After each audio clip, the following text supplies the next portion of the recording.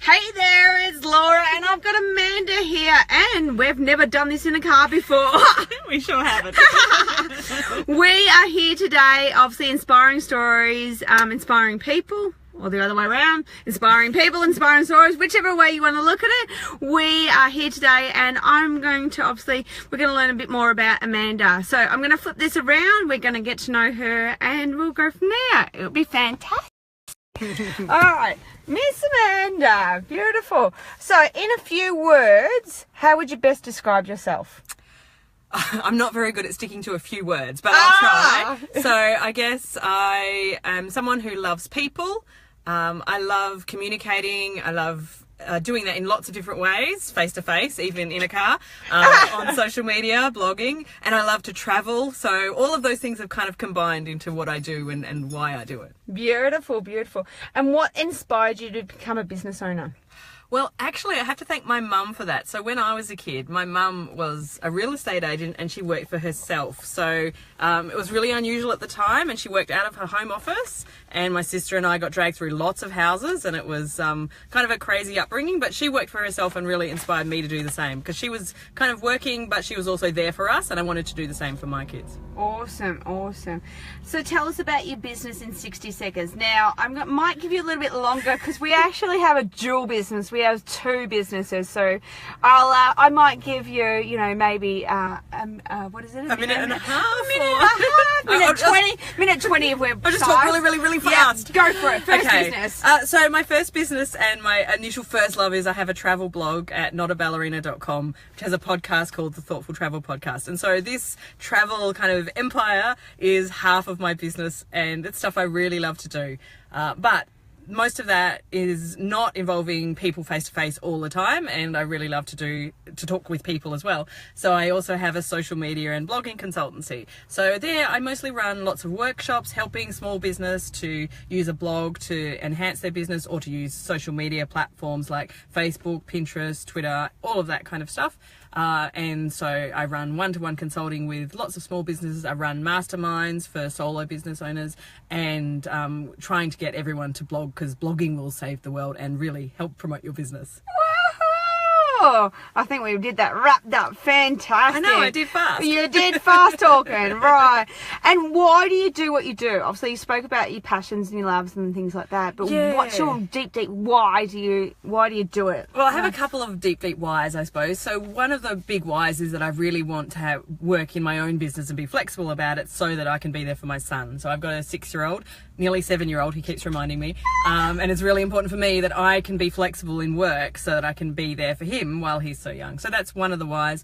The other why with my travel side of my business is I really passionately believe that travel improves so much about your life, that it really develops you, that you learn so much from it, and that you can take back stuff that you learn in travel to your everyday life and really change. So that's why I really am passionate about my travel blog and podcast side of the business. So and in terms of the social media stuff, I just love to help people to get their passions across to other people. And I think we're so lucky to live in the age of social media, where it's possible to really make a connection with people even if you haven't physically met them. It's different to any other kinds of communication and promotion that we've ever done before. So I really just love getting people to be able to do that, like the way you do, Laura. Awesome. And the other thing, I guess the powerful thing that you do is when you're doing your blogging, if people have not necessarily been to that country, they can still experience through you. Absolutely. It's nothing short of like being there, but I think with the power of social media, you can... It's the next best thing. It's the next best thing. So I'd have to say travel is huge. I wasn't doing a lot of it until I met my husband, and when I started experiencing the travel, you get that a little addictive... it's addictive, all right. Yeah, absolutely. Yeah, so I can see that. So that's absolutely awesome. What inspires you to keep going and motivate yourself daily? Obviously, being a mum too, on top of everything else you're doing, obviously life can probably get a little bit crazy at times. Oh, life does get crazy, but luckily, like all the aspects of my business, I really do enjoy them. So that really helps me to stay motivated. And to be honest, also the threat of, if I didn't do this, I would have to go and work, like back in a real job with, a boss, and I'd have to sit there like from 8 till 6. I just couldn't do it. There's no way I could work for someone else again. So that's big motivation to keep doing the stuff I really love.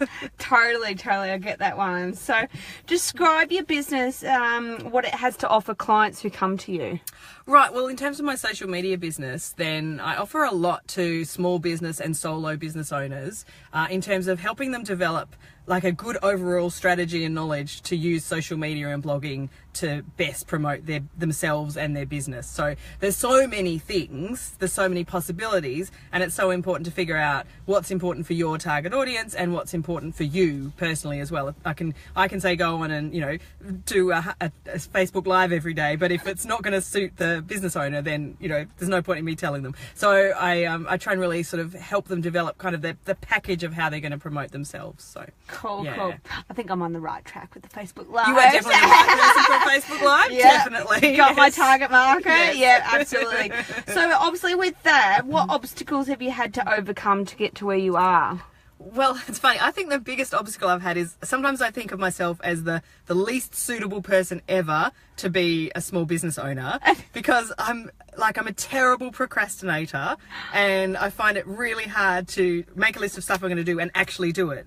I'm very good at telling other people what to do and following them up and making sure they do it. So I have had to kind of be really mindful about setting stuff up for myself so that I also get everything I need to get done. So once I realised that about myself, it became a lot easier. But yeah, absolutely. Once you've got that, and obviously what we were saying is you've obviously overcome that because you are quite successful in your field. So therefore, being a mum and all that, you've obviously needed to weed out that procrastination. Otherwise, you wouldn't be getting to where you are. There, that's true. I know. I always think if I could only have been so productive. Like in my 20s before I had a child, you know, now you know how much you can really get done in that spare 5 minutes before school drop off. Yes. So yeah. Totally. All those wasted years. yeah. So it's all about obviously moving forward now with what the skills that you've got and utilising that time obviously more productive of what you're doing now. Definitely. So what are the biggest achievements or highlights that you've had?